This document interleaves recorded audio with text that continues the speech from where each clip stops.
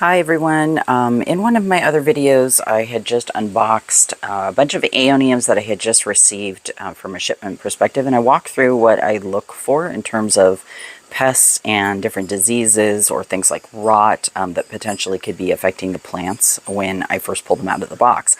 I wanted to show you because I actually have one of them that has an end to the stem that's a little alarming, and I'll talk about, okay, what is it about the way that this looks that I'm not a super happy camper about, and what I'll do to actually solve that problem.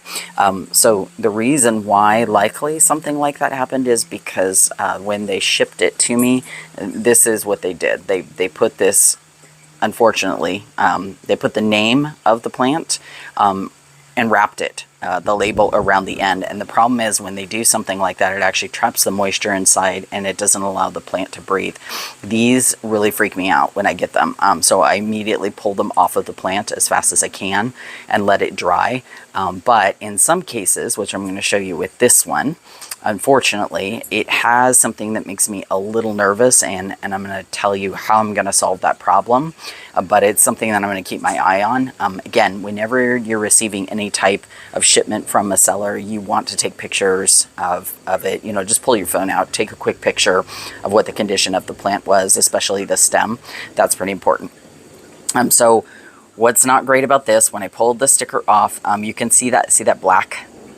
So to me, that's a little, it makes me a little nervous. The next thing that I would do is I would squeeze this to feel if it is mushy. If it's mushy, it means that there is rot that's starting to form. So far, it feels a little soft right there on that black part, but doesn't necessarily feel, you know, soft up the stem. So that tells me that the plant is healthier up here, but there's something starting down here at the end. I'm not just going to let this sit on here. The best thing to do is just cut it off. So what I'm going to do is I'm going to just snip that end off right there. And then what I'm going to do is I'm going to look. Now, all I'm looking for is, are there black spots on the inside? And you can see there's nothing in there. It looks pretty healthy.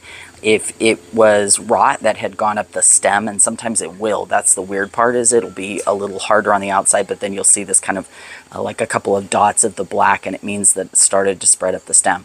In this case, it hasn't done that, but it's a good idea for me to just take that part off. I don't want any mushy parts. I don't want anything that looks black on the plant, just in case.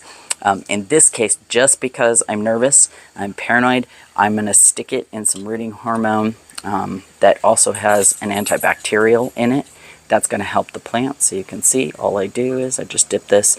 You can buy this on Amazon, get it, you know, at Lowe's, Home Depot, any local garden center. They're going to have something like this. You just want one that's got an antibacterial. You can also, of course, always use cinnamon. And you can see it just coated that whole area, and it's going to help the plant. It's also going to help it with rooting.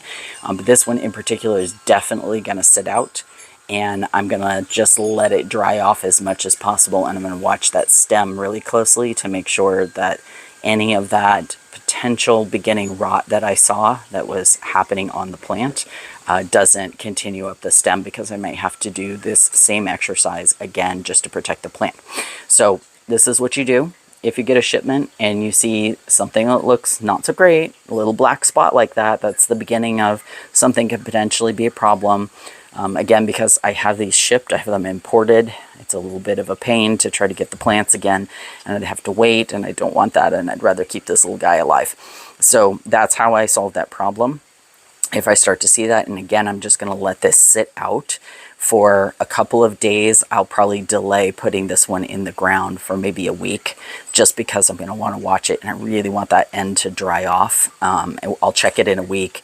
If it looks like it's going in a good direction, then I'll feel a little more comfortable putting it in the soil. But even once I put it in the soil, I'm actually not going to water this plant for another 2 weeks beyond that. So that should hopefully dry it out as much as it possibly needs, and hopefully I've cut off anything that could be a little scary and could cause this plant to die.